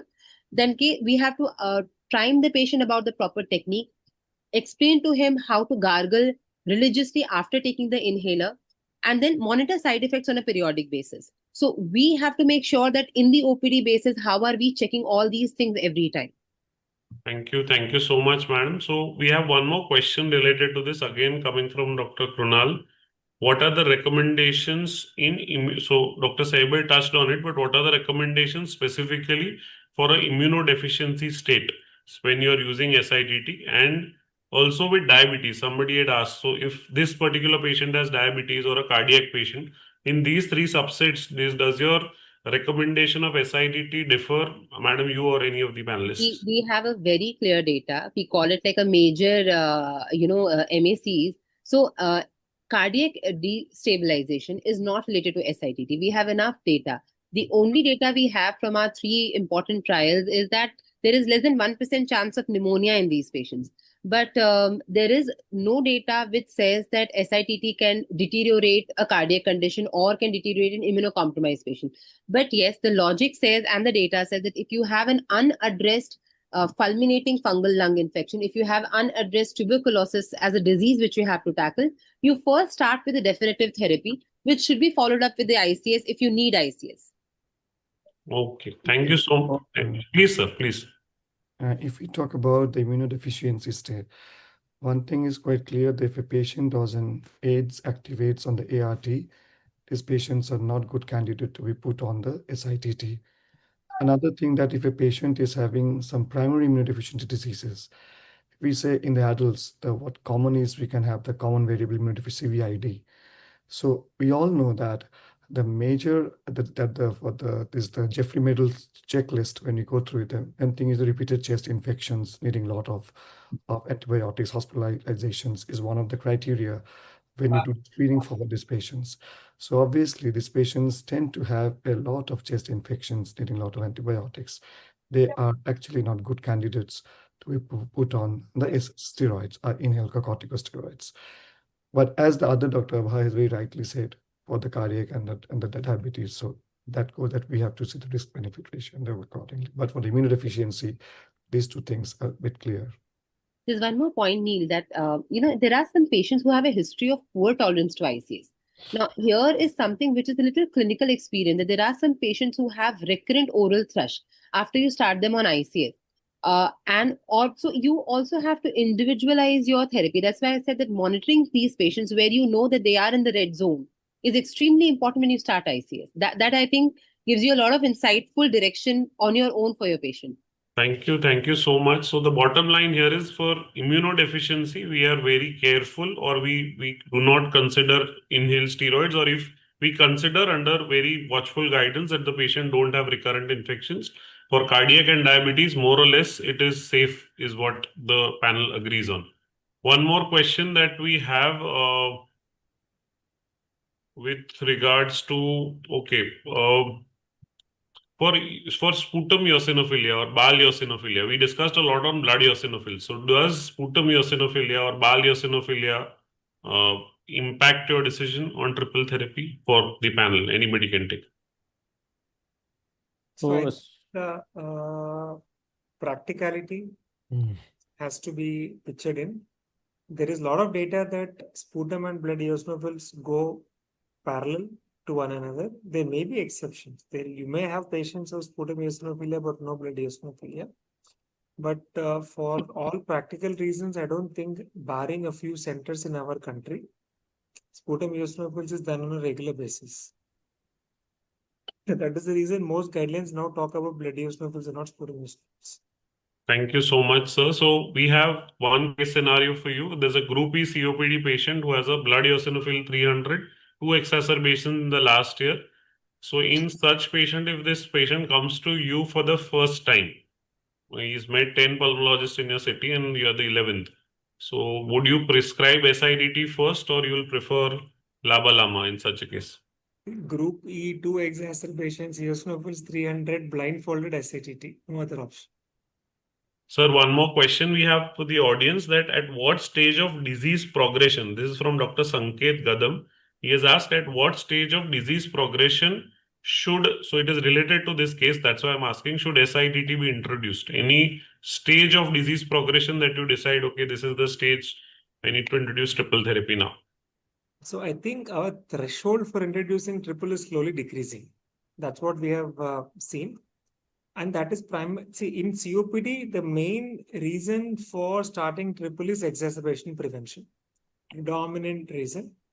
So, and we have realized that preventing every exacerbation is important.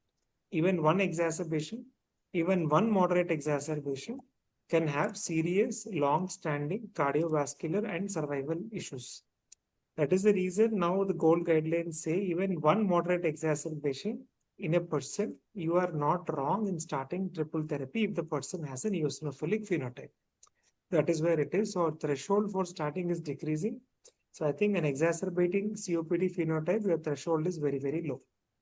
Thank you, sir.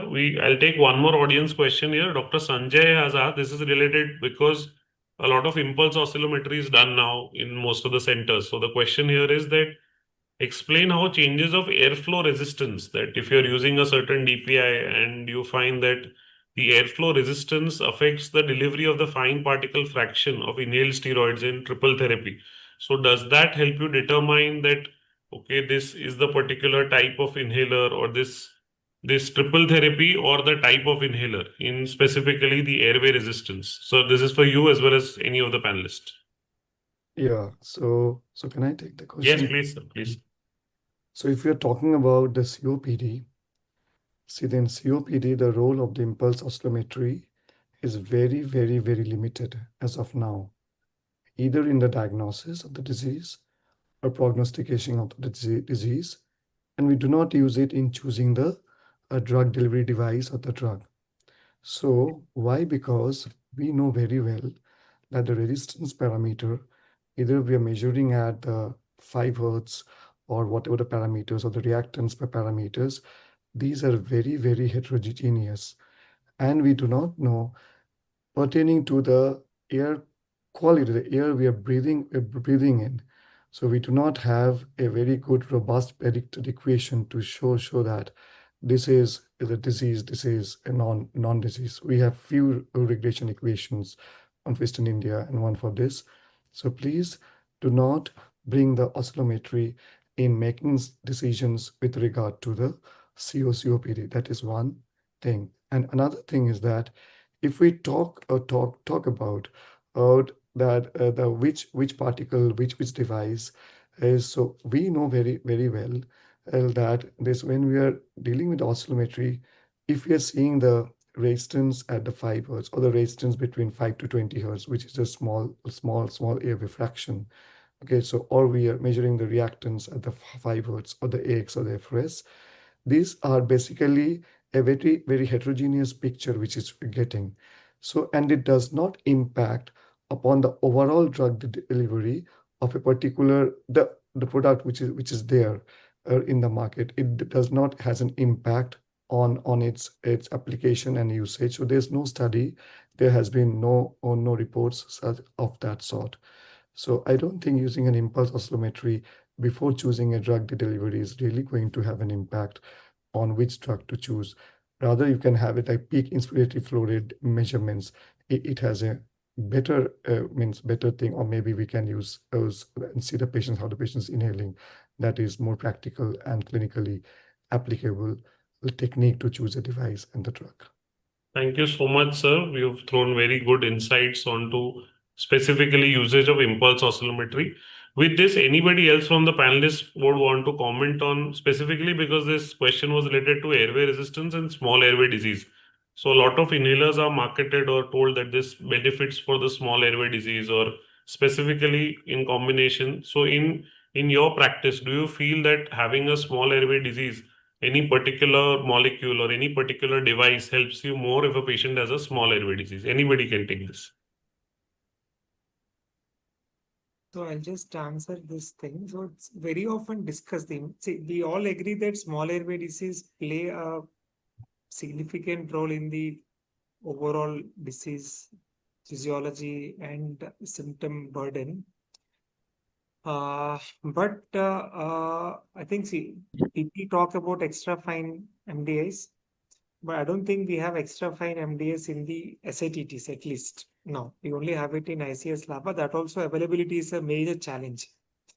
Now, if we talk about which drugs have been tested to penetrate small airways better, I think whatever I have gone through the literature, everybody else can add on to me or refute that the aerosphere technology has said to have a better peripheral deposition over the central deposition. But will that lead to any changes in the overall patient outcome as compared to other inhalers? I would say no. So I think that's all more of theoretical discussion.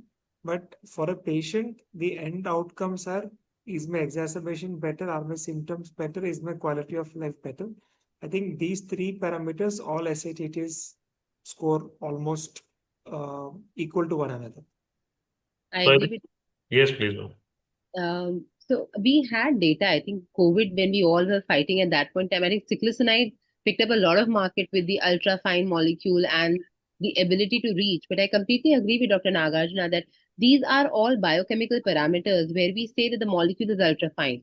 But remember that we all need such a molecule to stay in the air spaces as well. So when it comes to the clinical benefit being translated, that is where the data does not give you like a score over for these devices or these molecules as against say a standard fluticasone or a budesonide molecule. So we do have ultra-fine beclomethasone molecule, which got very hugely marketed beginning in the UK and then again it came down to India, which does promise that it's very fine and it can even reach to the bronchial finer levels, even to the alveolar levels. But the problem is we don't know whether it's going to stay there when the patient exhales.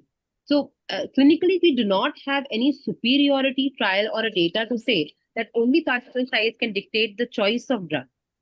Thank you. Thank you so much, Maturu sir and madam. And the last thing that I would like yes, to please. add, that we know very well that if the disease is restricted only to the small airway, there's a silent zone.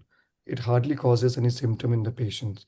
So when the patient is symptomatic and quite severely symptomatic, it is not only that small airways, the other part of the airways has also been involved. So if it has been only been the small airways, it has been a silent, no symptoms, nothing, absolutely fine. But what we're talking in the context of SITT is a disease which has progressed much ahead. It is not limited to only the small airway part. So Thank you so much, sir. So we have had a very good discussion on this. I have 3 or 4 questions only related to eumiclidinium, so I'll take them together only if anybody wants to shed some light. So does OD eumiclidinium help in patients with severe COPD? This is by Dr. Sanjay.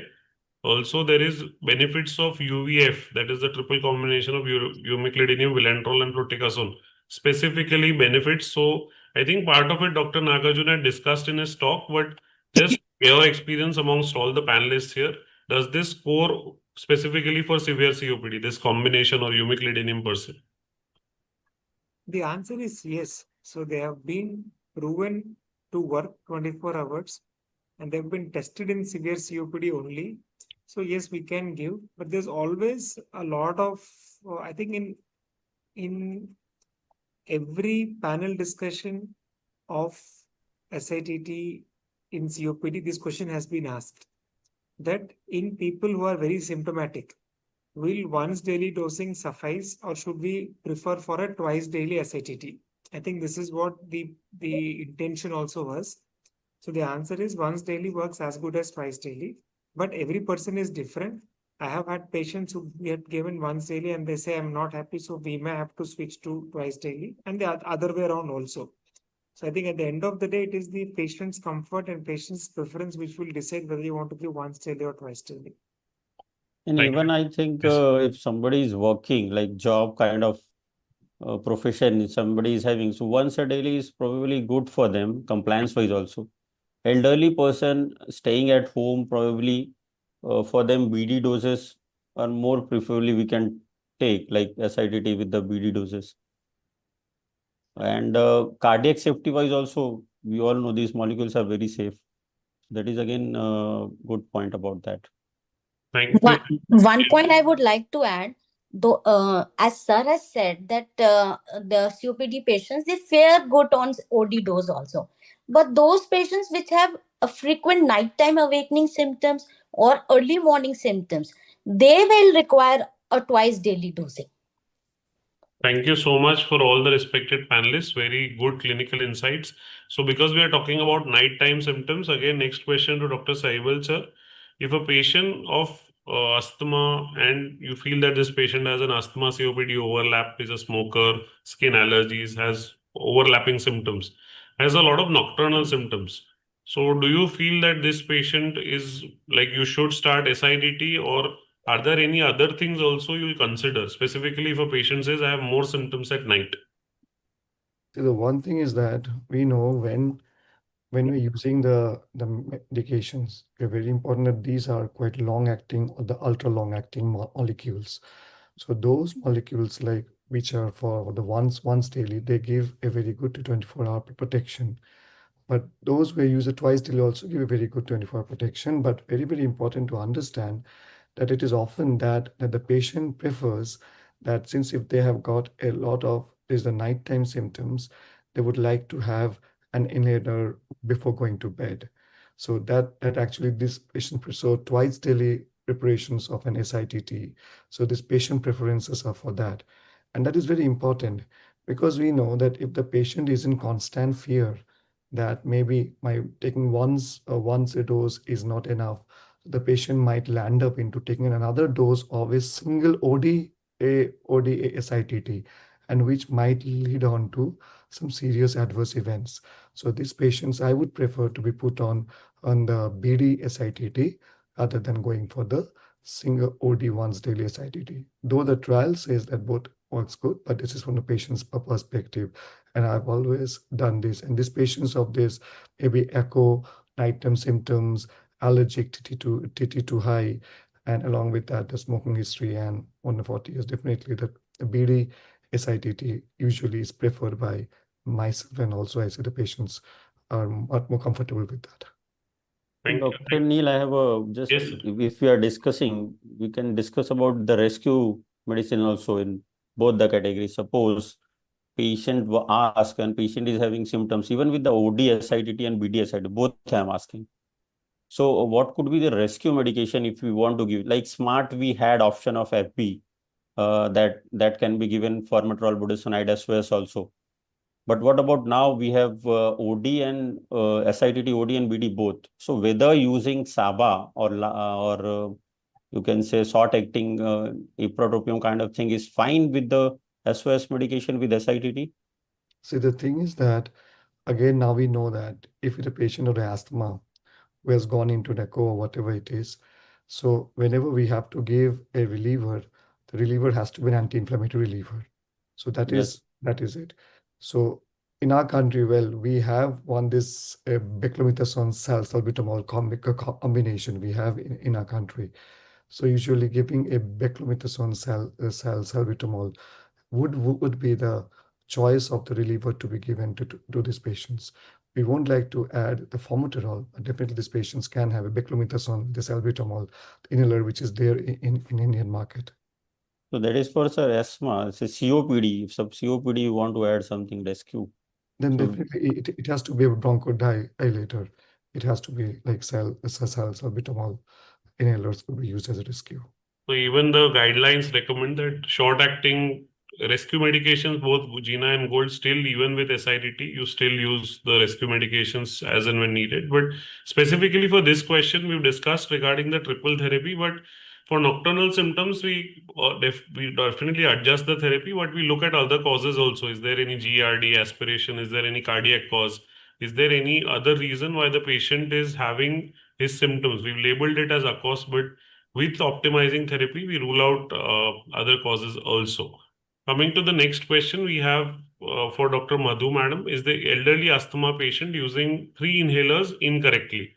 So do you simplify it using SITT? And I'll take one audience question with this.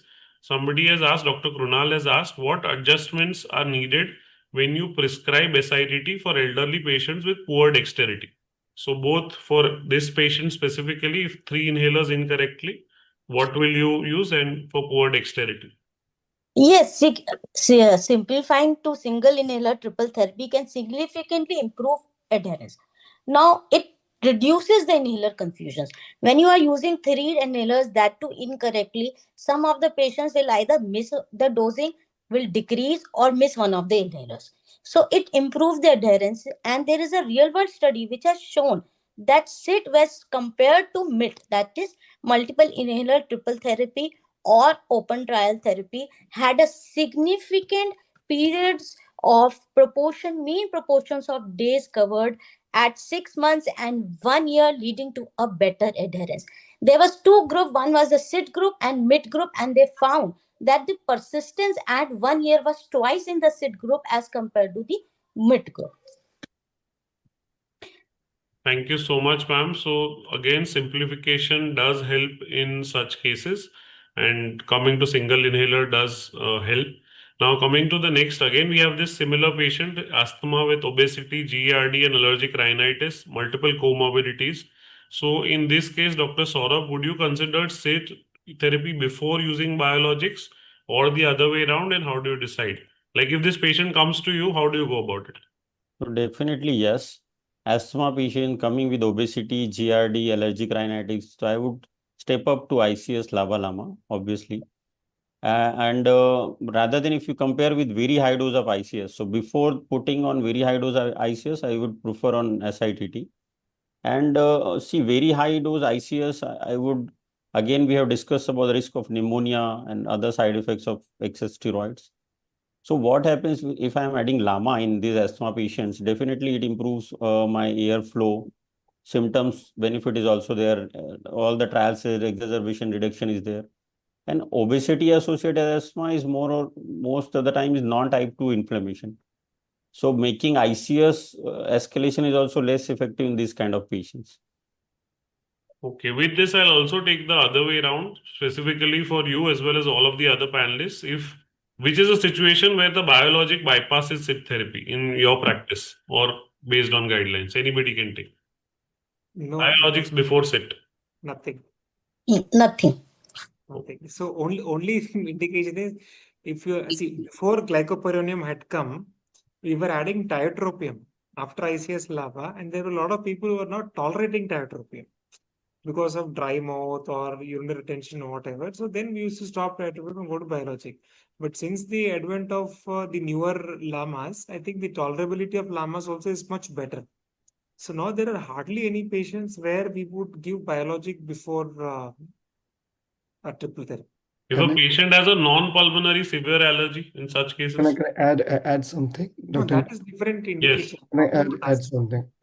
Like, yeah, though I fully agree with what Dr. Nagarjuna has said, but if we see that the patient is having an asthma, which is a T2 high asthma, and this patient has a definite evidence of an aeroallergen driven disease, say like the house dust mite driven disease, which are very high specific Ig levels to dermatophagoids verini on the Pteronosinus, they're very high Ig levels, very high eosinophil levels, and these patients are doing very poorly with an ICS lava. So these are a very small subset of the patients who might do better if we add a T2 biologic rather than again taking the patient through the pathway of a LAMA.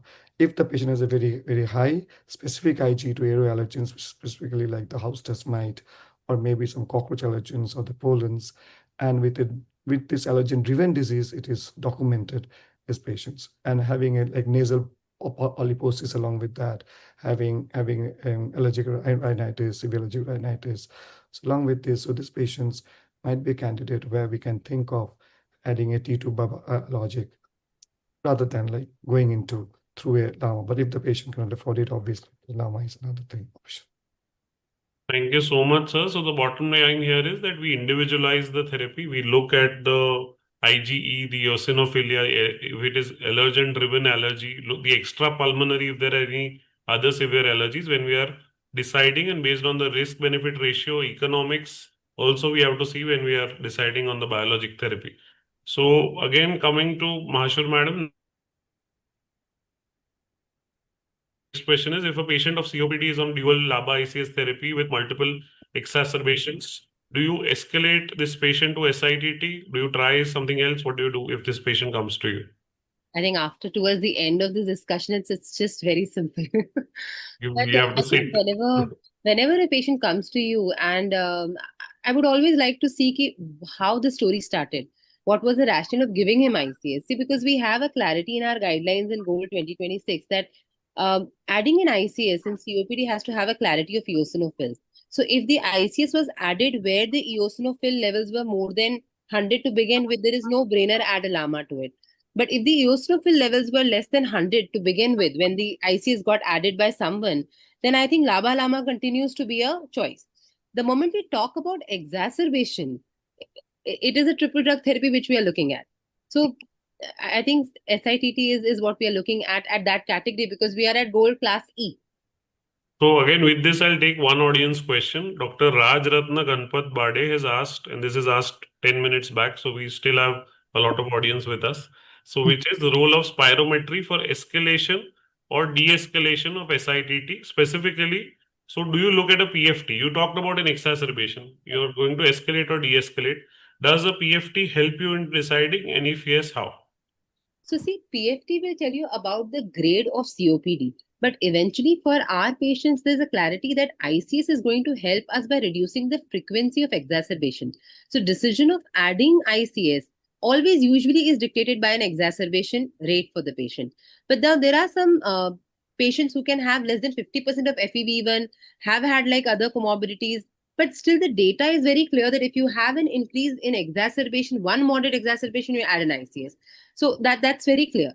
Now coming to the de-escalation of ICS, like I said, I would personally not want to make a stable system unstable.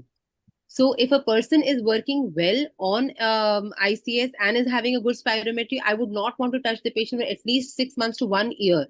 If after that also, if things are very good, lung functions have improved, patient did not have any exacerbation, I may try to first reduce the dose of ICS. But I would be very wary of stepping down from ICS, because we have enough data of deterioration after stepping down from ICS. Thank you so much, ma'am. So considering the time as well as we will be going for the final messages, I think there are still a lot of audience questions which I have not been able to take. A few of them I'll just say these are for future discussion, but there are a lot. So Dr. Vishwesh Shadambikar has asked, will cost effectiveness drive for wider SIDT utilization globally? Dr. Pooja has asked, will the healthcare system adopt SIDT in the national policies? Dr. Farah has asked what gaps exist in the real world SITT data that need further research. So we always leave something for next time. So these are all questions which definitely the national policy, global utilization with the lesser cost, real world data. We have Dr. Maturu sir with us, who is driving the journals as well as he's academically. We have Dr. Saibal Moitra with us. We have all leaders academically here with us who can drive these discussions further into further research. So one take-home message from all of the respected panelists, please. Dr. Saurabh, we can start with you. So I would say for SITT, 5 conditions: frequent exacerbator, high eosinophil count, a coke, fast decliners in spirometry, and the severe obstruction at the first visit. All should be started on SITT. Thank you. Dr. Madhu, madam. So I would definitely agree with this, that COPD phenotype exacerbator phenotypes. If you can, that is why in the Goal 2026 guidelines, they say that even a moderate, one exacerbation or moderate exacerbation, it comes into the group E, because it will help in decreasing the mortality. Whatever the studies has been done, impact and trials, the secondary endpoint after decreasing COPD exacerbation, they have found a mortality benefit. So exacerbating phenotype, eosinophilic phenotype, and those which have asthma COPD overlap, those which have hyperinflation, rapid fall or decline in FEV1, and severe uncontrolled asthma patients on medium or high dose inhaled steroids before switching to even a high dose or biologicals, they need to be added LAMA, and hyperinflated patients. Thank you so much, ma'am. Dr. Mahasur, madam, take home message. Suggest your candidature should be perfect. If a patient needs to be, the whole game is about ICS and the side effect. If you have the correct candidate where you have data, it's going to help the patient with a significant eosinophil count. Don't worry to start the ICS. You rather monitor the side effects, educate the patient, and monitor the patient. Thank you so much, ma'am. Dr. Nagarjuna, sir, you have taken us through the entire talk as well as you stayed for the entire panel. So, take home message. So in the whole panel, we have been talking about SITT, give, but I think there is also a lot of overuse of SITT now because of availability of SITT. So we don't need to give SITT for a vast majority of well-controlled asthmatics and non-exacerbating COPD people. So please don't go home with the message that SITT is for everybody. SITT is only for Group E COPD and Stage 5 asthma, Level 5 asthma. Thank you so much, sir. So it is a very good take-home message that when we have had a 2-hour discussion on SITT therapy, that does not mean it is a blanket therapy. We need to be very precise in the group that we are giving. Dr. Saibal, Moitra, sir, one take-home message. Yeah, I would like to say that we now understand that everybody should make a point that SITT is the default mode treatment of the COPD. So while you are evaluating a patient of COPD, just first evaluate that which is the patient is not a candidate for the SITT. If you just tick those boxes, and if those boxes, any of the boxes turns positive, don't put SITT. Otherwise, all the default mode is the SITT. So just stick to and see whether this patient is not a candidate for SITT while we're evaluating initial evaluation. If you do not find any, put the patient on the SITT. Thank you so much, sir. And it has been a very good, elaborate couple of hours of discussion with regards to SITT as well as various aspects of obstructive airway disease management, diagnosis, troubleshooting, as well as we have had almost more than, I think, 60, 70 questions from the audience. We've had more than 2,000 people joining us today. So thank you so much to all respected panelists from across the country, all the audience that has joined us today, the Indian Chest Society, the governing body, Dr. Rakesh Chawla, Dr. Amita Nene, and the entire governing body, Lupin India, for sponsoring this session, as well as the academic partners and the entire technical team for the help. Thank you so much, everybody, and wishing you a very good night and hoping that you sit with the SITT therapy, but you also know when you do not need to give this therapy, so decide accordingly. Thank you so much to everybody. Thank you. Special mention to Dr. Thank you. Neel for the excellent moderation. Thank Thank you. Thank you. Excellent moderation, excellent you. discussion. Yeah. Thank you. Thank you, Thanks a lot, everybody. everybody. Thank you. Bye. Good night. Thank you, Dr. Neel, for such an excellent session, and Dr. Nagarjuna for showing such an insight on SITT therapy, and all the faculty members and all the audience, please. Thank you. Thank you. Thank you. Think we can end. Yes, thank you. Yes, thank you so much, everyone. So with that, I'm closing this link. Thank you. Thank you. Thank you so much. Thank Good night, you. everybody. Bye. Good night.